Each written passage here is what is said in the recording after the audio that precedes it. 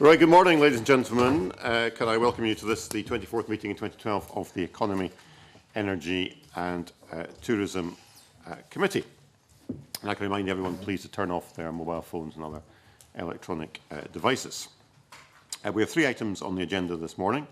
Just before we come to item 1, as members will be aware, we've had a small, or not maybe small, quite a large reshuffle of membership of the committee, and at this stage I'd like to say thank you and pay tribute to the departing members of the committee, Stuart McMillan, Angus MacDonald and the Deputy Convener John Wilson, and thank them for all their contributions to the work of the committee since the start of the parliamentary session, a year and a half ago or so.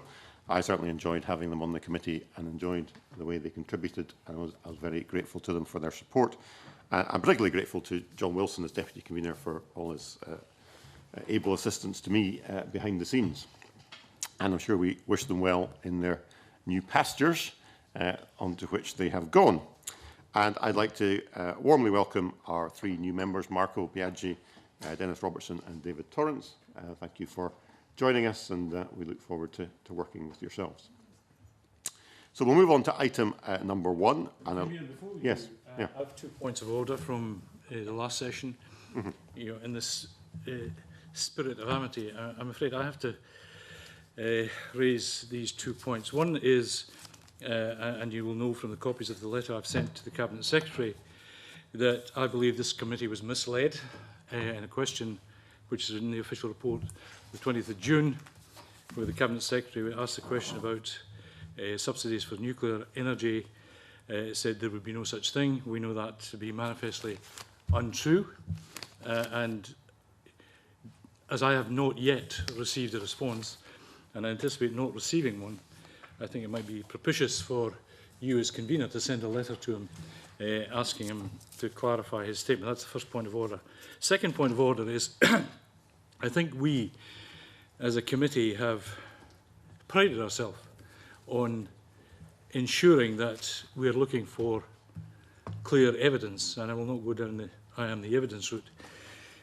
But I was disappointed, Convener, that you asked the question on, again, the same date, and I'm sure it was not to lead the witness, but on speculation as to what might happen to bills in an independent Scotland.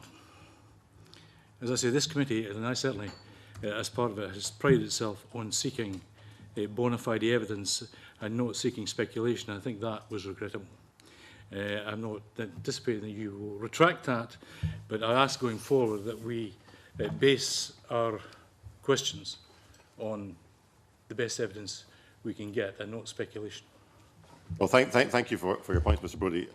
First of all, just from a procedural point of view, there are no points of order in committee, but I think you put your points on the record.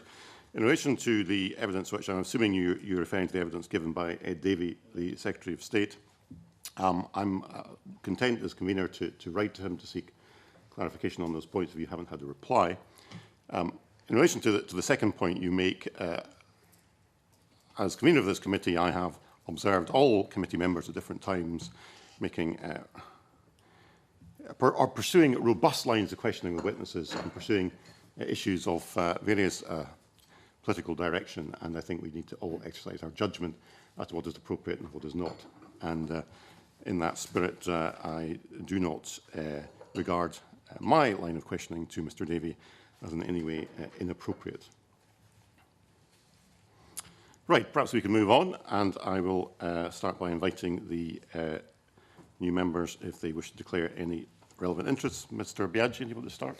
I would point members to my declaration of interests, as is customary, and also put on the record that I have a brother who works as a fluids engineer for Halliburton, working in North Sea energy industry. Okay, thank you. Mr. Robertson? Thank you, Convener. No, I have no interest to declare. Okay, thank you. Mr. Torrance? I have no interest. Okay, thank you. Right, our next agenda item is the selection of Deputy Convener. The Parliament has agreed that members of the Scottish National Party are eligible to be chosen as Deputy Convener of the committee, and I would therefore invite a nomination for the position. I would like to nominate Dennis Robertson, Convener, as Vice Convener. Deputy. Deputy, sorry. I've got a device. Thank you. Thank you. Are there any other nominations?